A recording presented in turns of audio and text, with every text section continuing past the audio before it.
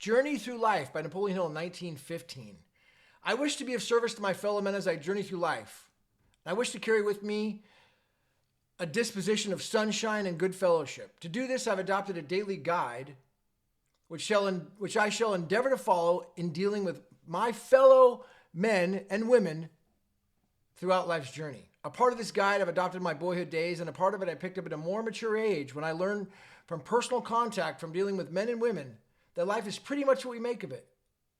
That we largely control our own destinies and our own progress on this earth. For the benefit of those who may wish to emulate me in adopting as to so much my daily guide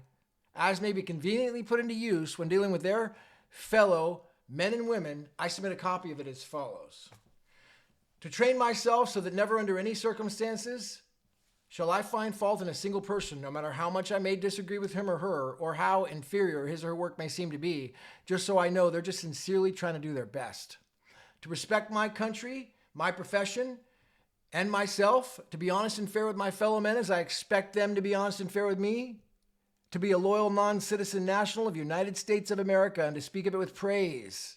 and act always as a trustworthy custodian of its good name, to base my expectations of reward on a solid foundation of service rendered, and to be willing to pay to enjoy the price of success in honest effort, and to look upon my work as an opportunity to be seized and made the most of, and never as a painful drudgery to be reluctantly endured. To remember that success lies within myself, within my own brain, within my own ambition, within my own courage, within my own determination. To expect some difficulties and force my way through them, to turn hard experiences into capital for future struggles, to believe in my proposition, heart, and soul, and to carry an air of optimism in the presence of those I meet, to dispel ill temper with cheerfulness, and kill doubts with strong convictions, and reduce active frictions with an agreeable personality,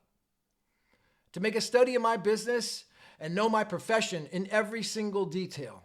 to mix brains with my efforts and use a system and method in my work, to find time to do every needful thing so that time never finds me doing nothing, to hoard days as a miser hoards dollars,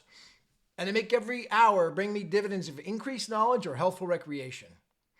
To keep my future unmortgaged by debts, to save as well as to earn, to cut out expensive amusements until I can afford them, to steer clear of dissipation and guard my health of body and peace of mind as my most precious stock in trade,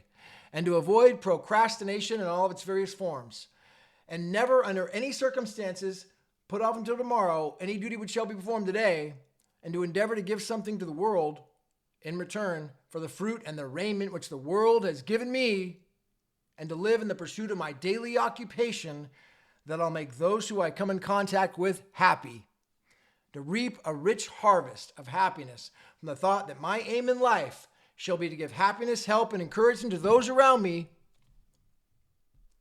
to expect my reward in generous return in exact same proportion to the seeds I sow, which generate them.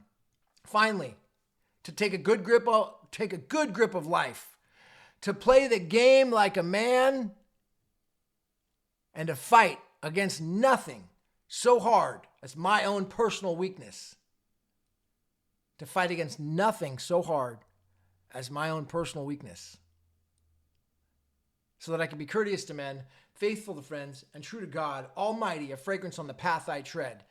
1915, Napoleon Hill wrote that after his taking the assignment from Andrew Carnegie in the 1908 meeting to bring the science of success principles to the world. And he wrote that working at the Betsy Ross Candy Company 10 years before he wrote Law of Success. And boy, that's been a part of my daily mantra for many years now. And it's become a part of me. I know it, inside of me in my DNA. So waking up in the morning, and when I got something on my mind that is just, what did Zig Ziglar call it? When I got, stinking thinking in my mind, boom, I'm going to go right back into that, and right back into train myself so to never find fault in a single person, no matter how much I may disagree with him or her, or how inferior his or her work may seem to be, just so I know they're just sincerely trying to do their best, and so on. Make it a great day. This is Gavin Mehl. Make that a part of you, and it will change your life.